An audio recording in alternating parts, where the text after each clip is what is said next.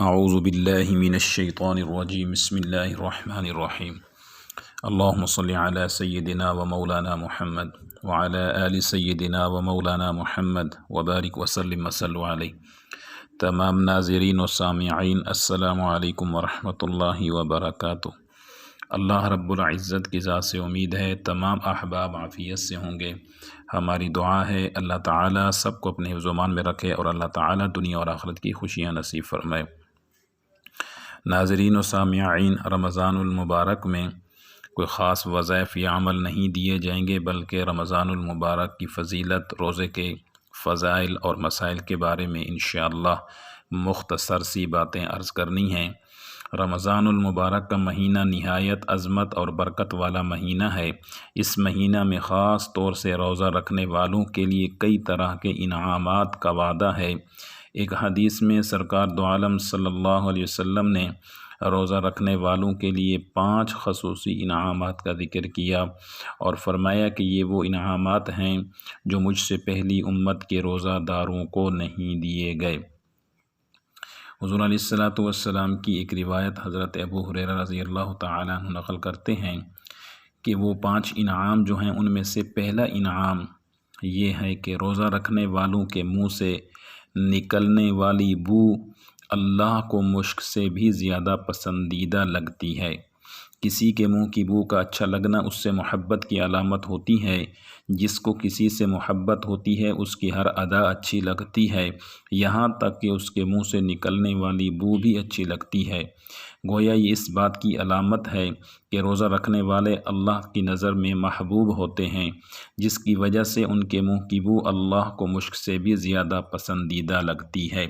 اور دوسرا انعام روزے داروں کے لیے یہ ہے کہ جب تک وہ افطار نہ کر لیں تب تک مچھلیاں ان کے گناہوں کی معافی کے لیے دعائیں کرتی رہتی ہیں۔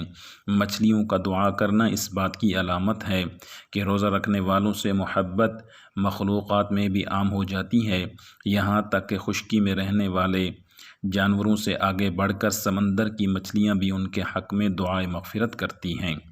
اور تیسرا انعام یہ ہے کہ روزہ رکھنے والوں کو اللہ تعالیٰ جو جنت عطا کریں گے روزانہ اس کو سجاتے رہتے ہیں اور جنت کو مخاطب کر کے فرماتے ہیں کہ جلد ہی میرے نیک بندے دنیا کی مشقتوں کو اپنے اوپر سے ہٹا کر تیرے پاس آنے والے ہیں۔